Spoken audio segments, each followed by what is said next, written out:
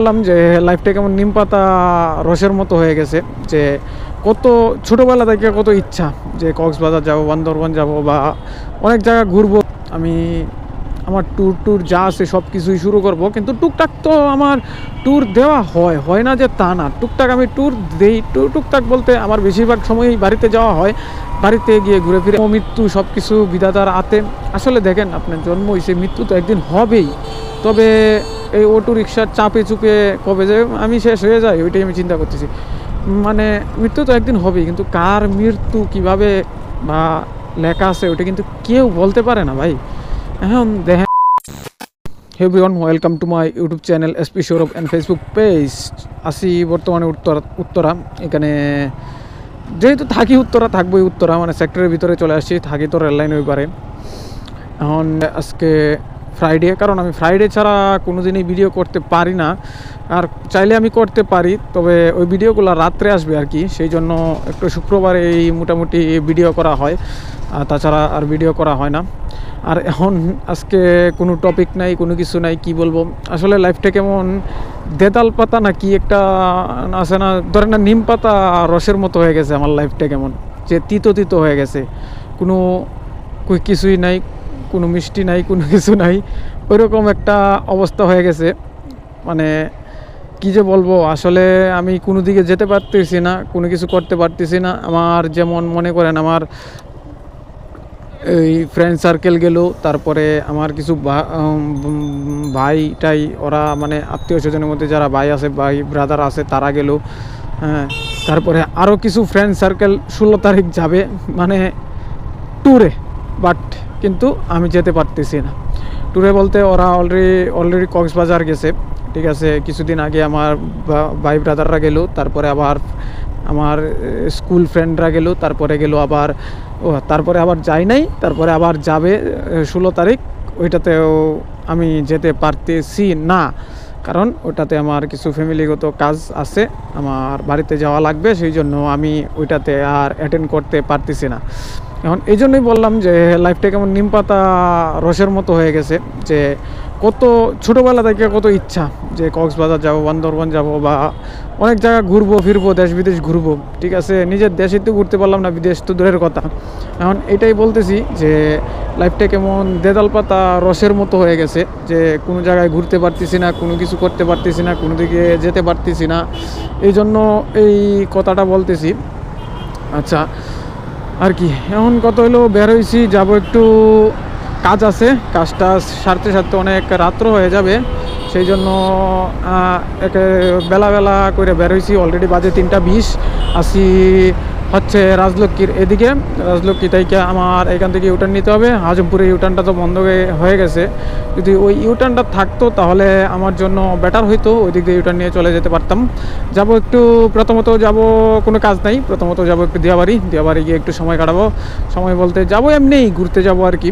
সেই জন্য দিয়াবাড়ি গিয়ে একটু সময় কাটায়া তারপরে কাজটা যে বের হয়ে পড়বো। মিরপুরের এদিকে কিছু টুকটাক কাজ আছে, এই কাজটা সারবো, এই প্ল্যান নিয়ে আজকে বের হয়েছি।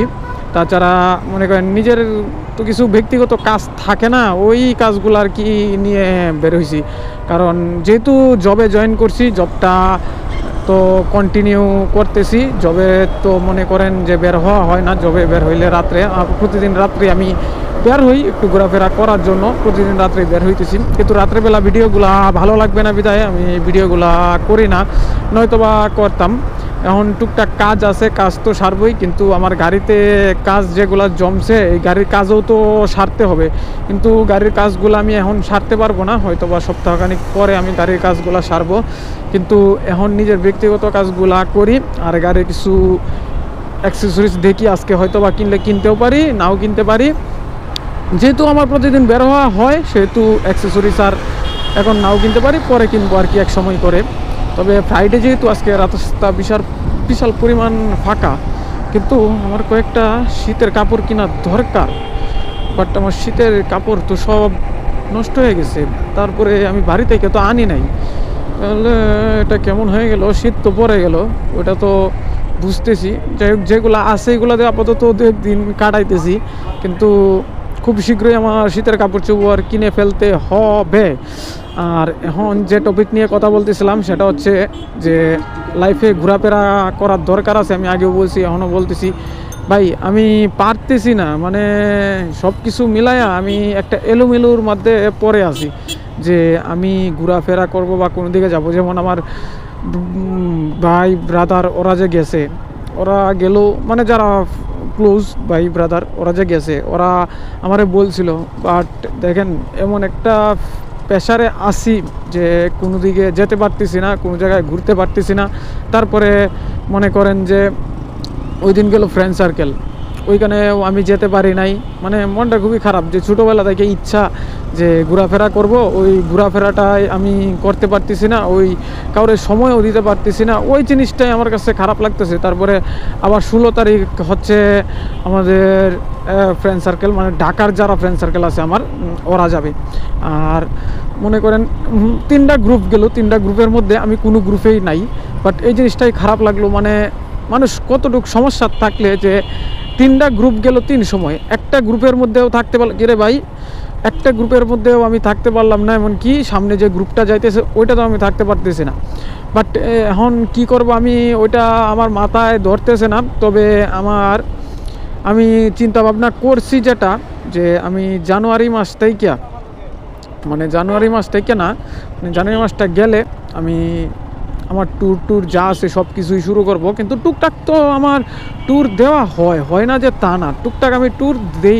টুকটাক বলতে আমার বেশিরভাগ সময়ই বাড়িতে যাওয়া হয়, বাড়িতে গিয়ে ঘুরে ফিরে আসি। তারপরে বাড়ির আশেপাশে যেমন কিছু জায়গা আছে ওইগুলো আমি ঘুরছি। যেমন মনে করেন দুর্গাপুর গেছি, দুর্গাপুর ঘুরে আসছি। যেমন এটার ভিডিও একটা আছে, বাট দুর্গাপুর আমি বেশ কয়েকবার গেছি, যেহেতু আমার বাড়ি নেত্রকোনা, দুর্গাপুর তো অবশ্যই কাছে, আমি তো বেশ কয়েকবার যেতে পারি, ওটা তো আমার জন্য বিষয় না। তারপরে গেছি সে কোথায় শিমুল বাগান, ওইখানেও গেছি একবার। তারপরে আর কই গেছি, তারপরে গেছি হচ্ছে ওই মানে নিকলি হাওয়ারে গেছি। এই কয়েকটা জায়গা যাওয়া হয়েছে, বাট আমার যাওয়ার ইচ্ছা আছে। বর্তমানে আরেকটা জায়গা হয়েছে যেটা হচ্ছে কেওক্রাডং, ওইটাই তো বলে, উচ্চারণটা আসতেছে না, কেওক্রাডং নাকি।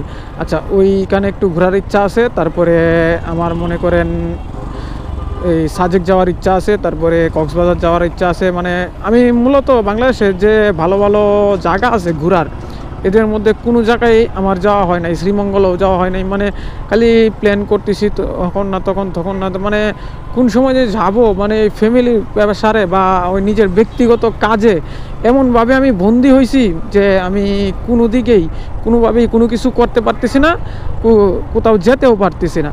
সেই জন্য এখন আমি চিন্তা ভাবনা করলাম যে আমি জানুয়ারি মাস থেকে ট্যুর দেওয়ার প্ল্যান করব। কিন্তু ট্যুর দেওয়ার প্ল্যান করতে গেলে কিন্তু চাকরি বাকরি করে, পরে চাকরি করে আসলে কোনো দিকে যাওয়াটা ইম্পসিবল হয়ে যায়। কারণ দেখেন, আমরা যে সময়টা ছুটি পাই ওই সময়টাতে আমার ফ্যামিলিদের সময় দিতে চাকরি বাকরি করে এই সময়টাতে ফ্যামিলি সময় দিতেই সময় চলে যায়। যেমন মনে করেন আমরা ছুটি পাই কখন, 2 ঈদে, ঠিক আছে। তারপরে হয়তো বা দুর্গা পূজায়, যেহেতু মালিক হিন্দু, যেমন আমি হিন্দু, দুর্গা পূজায় ছুটি পাই। হ্যাঁ, ওই মিলায়া, মানে আমরা সনাতনী যেহেতু, দুর্গা পূজায় ছুটি পাই, ওই কিছু বিষয়ে ছুটি পাই, তাছাড়া ছুটি পাওয়া হয় না। হ্যাঁ, ছুটি আপনি চাইলে ছুটি দেয়, কিন্তু এটা তো দরকারে মনে করেন ব্যক্তিগত দরকারে, ফ্যামিলিগত দরকারে বা বাড়িতে যাওয়া লাগলো সেই দরকারে, কিন্তু ঘোরাফেরাটা তো করা হইতেছে না। এর মাঝেই মানে ঘোরাফেরা করতে হবে। আর এখন বর্তমানে আমার চাকরির অবস্থাটা খুব বাজে হয়ে গেছে, যে চাকরি বাকরিটা কি করব না করব বুঝতেছি না। মাঝখানে তো শুনতে নেই চাকরি আমি ছেড়ে দিছিলাম, বাট ওই যে চাকরি ছেড়ে দিছিলাম ওইখান থেকে আবার ফোন দিয়ে আমারে মানে আসতে বলছিল। কারণ একটা জিনিস দেখেন ভাই, চাকরি ছেড়ে দেওয়ার কারণটা কি, একটা মানুষের বেতন কত টাকা, যে টাকাই হোক, একটা মানুষের যে টাকা বেতন দেয়, ঠিক আছে, ওই বেতন থেকে যদি আপনাকে বলে আপনাকে কমায়া দিবে, ঠিক আছে, বেতন কমায়া দিবে, তাহলে কি আপনি চাকরি করবেন? অবশ্যই না। হ্যাঁ, আমারটা হয়েছে ওই রকম, মানে ওরা মানে আমাকে বলতেছে ওরা মানে ওই বেতনে চাকরি করাবে না।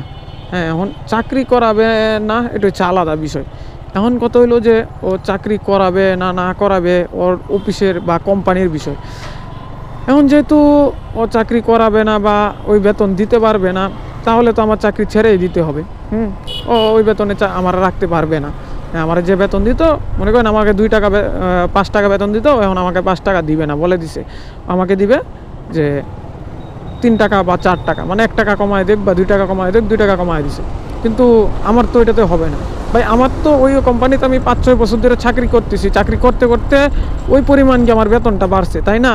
এখন আপনি কি করে বলেন যে আপনি আমাকে বেতন কমায় দিবেন? আপনি বলতে পারেন যে ভাই, আপনি বলতে পারেন দেখো আমি তোমাকে রাখতে পারতেছি না, হ্যাঁ আমার কোম্পানির অবস্থা ভালো না, হ্যাঁ, আমার বা কোনো কিছু একটা দিতে পারে, কিন্তু বেতন কমানোর তো প্রশ্নই ওঠে না। এখন আপনি হলে কি ওইখানে চাকরি করবেন? না, অবশ্যই না। হ্যাঁ, আমারটাও ওইরকমই হয়েছে যে আমার বেতন কমায় দিবে, সেই জন্য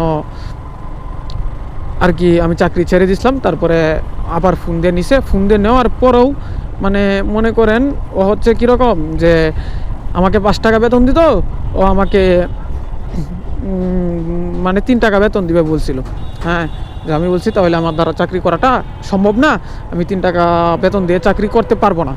ওই কথা বলার পর ও মানে আমি চাকরি ছেড়ে দিই। তারপরে আমাকে আবার ডাকছে, ডাকার পর আমি তো ভাবছি যে আমি যেহেতু করবো না, ও আমাকে ওই 3 টাকা বেতন না দিলেও ওই আমার যেটা আসিল ওইটা তো দিবে, ঠিক আছে। আর প্রত্যেক বছরে তো একবার বেতন বাড়ানোর নিয়ম আছে। সূর্যর তো চোখে পড়তেছে। ওই চিন্তা করে যে আর কি আমি আসছিলাম। এখন শুনতেছি যে আমার বেতন ঠিকই কমাইছে, মানে 1 টাকা কমাইছে, মানে আগে 5 টাকা দিত, এখন 4 টাকা দিবে, ঠিক আছে। মানে ওদের জায়গা থেকে ওরা ঠিক রাখছে। হ্যাঁ, এখন চিন্তা করছি যে আমি হয়তো এই মাসটাই চাকরি করব, তারপর থেকে আমি চাকরি করব না, আমি আমার মতো চলবো, যেটা হোক তো একটা করতে হবে, কিছু তো করে খেতে হবে, যা আছে সব উপরওয়ালার ইচ্ছা। কিন্তু ভাই এখন যদি আমি এটা মেনে নেই তাহলে সামনে হয়তো বা আরও অন্য কোনো সমস্যা হইতে পারে, সেই জন্য আমি এটা মেনে নিতে পারতেছি না। কিন্তু চাকরিটা আমি ফাইনালি জানুয়ারি মাস থেকে ছেড়ে দিয়েছি, সেই জন্য আমি বলতেছি আর কি যে জানুয়ারি মাস থেকে আমি ট্যুরে বা কোনো জায়গায় যেতে পারবো।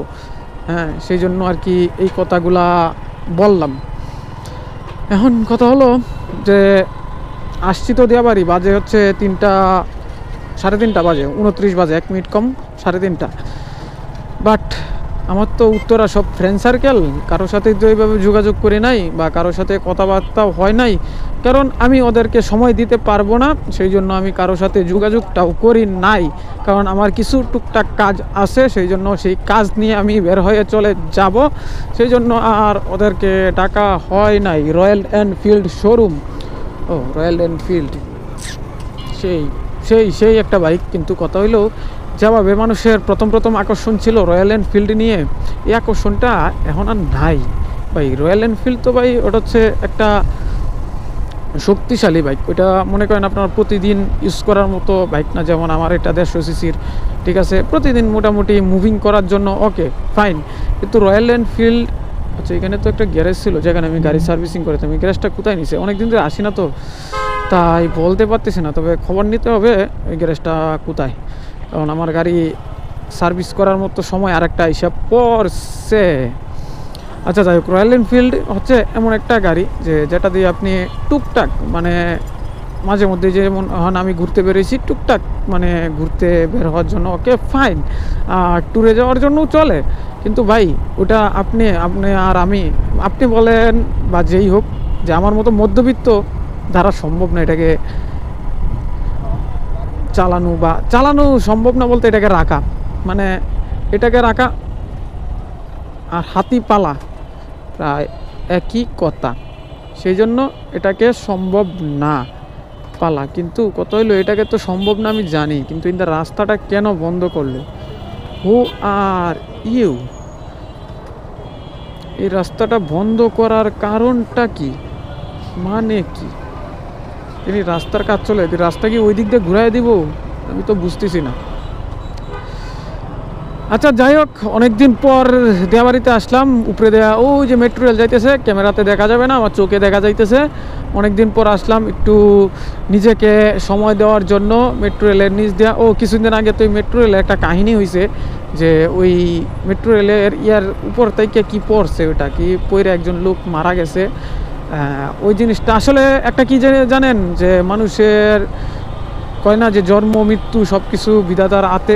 আসলে দেখেন, আপনার জন্ম হয়েছে, মৃত্যু তো একদিন হবেই, তবে এই অটো রিক্সার চাপে চুপে কবে যে আমি শেষ হয়ে যাই ওইটাই আমি চিন্তা করতেছি। মানে মৃত্যু তো একদিন হবেই, কিন্তু কার মৃত্যু কিভাবে বা লেখা আছে ওইটা কিন্তু কেউ বলতে পারে না ভাই। এখন দেখেন আজকে ওই ছেলের মৃত্যুটা মানে রাস্তাতে হাইটে যাইতেছে, ও বাসায় ফিরতেছে, ওর মারা গেল, ঠিক আছে। ওটা কি ও বলতে পারতো বা ও জানতো ওর লাইফে রিস্ক আছে বা কোনো কিছু? হ্যাঁ, আচ্ছা ওইদিকে তো অনেক খাবারের দোকান টোকান হয়েছে, জিনিসটা তো সুন্দর, গুড, লাইক করলাম। বাট কোন দিকে যাবো? ওই দিন তো ওইদিকে আসলাম না।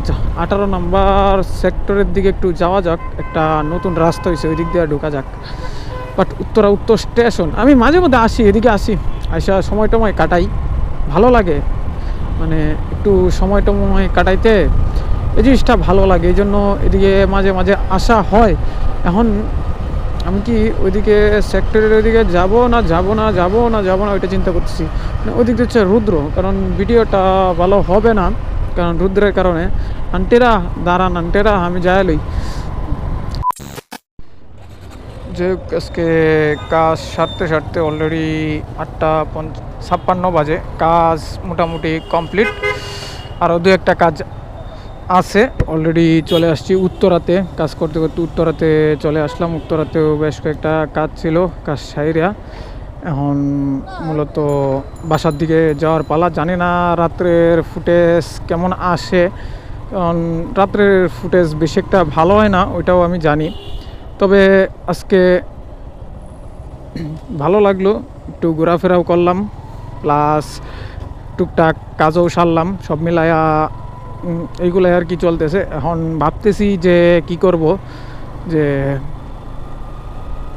কি করা যায়, যে কাজ টাজ বা চাকরি বাকরি কোনো কিছু তো নাই বলতে গেলে, জাস্ট এই মাসটাই, তারপরে তো মোটামুটি ফ্রি হয়ে যাব। এখন কি করব না করব ওইটাই চিন্তা করতেছি। আসি উত্তরা রাজলক্ষ্মীর এদিকে, এখন বাসার দিকে চলে যাওয়ার পালা। যেহেতু মনে করেন কাজ এদিকে একটা পড়ছিল, মানে এটা আমি অনলাইনে টুকটাক কিছু কাজ করি, এই কাজগুলা মাঝে মধ্যে আমার করা হয়, রাত্রে রাত্রে বের হয়ে আমি এই কাজগুলা করি। যেহেতু এখন এদিকে একটা কাজ পড়ছিল, সেহেতু এদিকে কাজটা সারে এখন বাসার দিকে চলে যেতেছি, না হলে আরও দু একটা কাজ করতে পারতাম। তো ব্যাপার নাম ওটা আর কি। আর আজকে শরীরটাও বেশি একটা ভালো লাগতেছে না, মাথাটা কেমন ব্যথা ব্যথা করতেছে, সেই জন্য চলে যাওয়ার পালা। আর রাত্রের ফুটেজ মানে আমি যে অফিসে চাকরি করি, অফিস কইরা রাত্রেবেলা বের হই, তো সন্ধ্যার পরে 6টার পরে বের হই মাঝে মধ্যে। এখন চাইলে রাত্রে আমি প্রতিদিনই ফুটেজ দিতে পারি, কিন্তু রাত্রের ফুটেজ ভালো হয় না, ওইটা আমি জানি, সেই জন্য আর কি রাত্রে ফুটেজ দেই না। এখন দেখা যাক, মাঝে মধ্যে রাত্রে ফুটেজ দিব, আর মাঝে মধ্যে দিনের ফুটেজও থাকবে, সব মিলাই আর কি এভাবে চলতে থাকবে। এখন মূলত এই বিষয়টাই যে আসলে দেশের পরিস্থিতিও ভালো না, মানুষের ব্যবসা বাণিজ্য পরিস্থিতিও ভালো না, সেই জন্য হয়তো বা একটু ঝামেলাত পড়ে গেছি। এখন এই আর কি, এখন দেখা যাক কি হয়, সামনে পরিস্থিতি কি দাঁড়ায়। আর এখন তো বাসার দিকে যাইতেছি, অনেকটা জামজট ঠেলা যাইতে হবে, অলরেডি তো 8:58 বাজে, যে জামজট ঠেলা যাইতে হবে। আর রাত্রেবেলা গেলেও অত বেশি জামজট হয় না, এখন দেখা যাক বাকিটা কি হয়। আচ্ছা যাই হোক, আজকের ভিডিওটা এ পর্যন্তই। যদি ভিডিওতে কোনো কিছু ভালো লাগে প্লিজ একটা লাইক করে দেবেন অ্যান্ড সাবস্ক্রাইব করে দেবেন। দেখা হচ্ছে আবারও এমন কোনো নতুন ভিডিও নিয়ে, সে পর্যন্ত সবাই ভালো থাকবেন, সুস্থ থাকবেন। আর রাত্রের ফুটেজ কেমন আসে, আরে ঠিক আছে, গড, চলো চলো রেস হবে, চলো চলো রেস হবে, রেস দিবা এসপি সৌরভ, রেস দিবা কেন? দুষ্টমি করলাম, ও সাইকেল যেভাবে চালাইতেছে মানে বলার বাহিরে, মানে সেই ফিল নিয়ে চালাইতেছে। আচ্ছা যাই হোক,